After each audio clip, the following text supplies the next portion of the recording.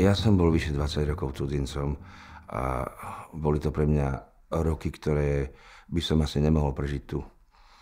Že som bol v tej pozícii tej menšiny a mal som to šťastie, že som žil v kozmopolitnom prostredí, kde toho už nikto dávno neriešil.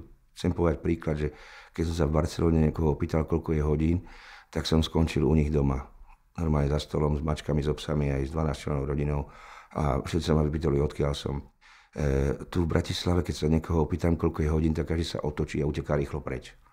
To je ten rozdiel toho, aký má človek prístup k tej inakosti alebo k tým menšinám. Že má človek klapky takto, jak ten kôň na očiach, aby sa nesplašil.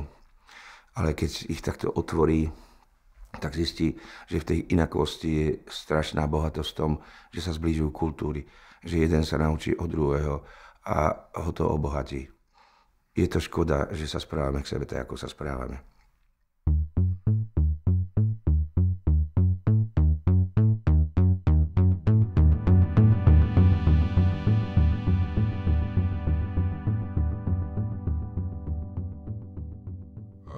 Menšina väčšina.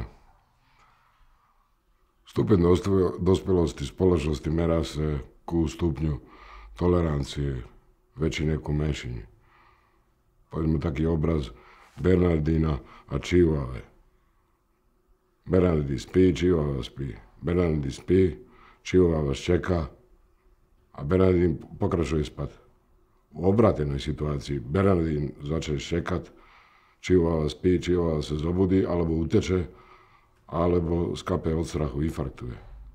A to nehovorím vôbec o nejaké jehovistické situácie, kde lev spí sa jagňatkom.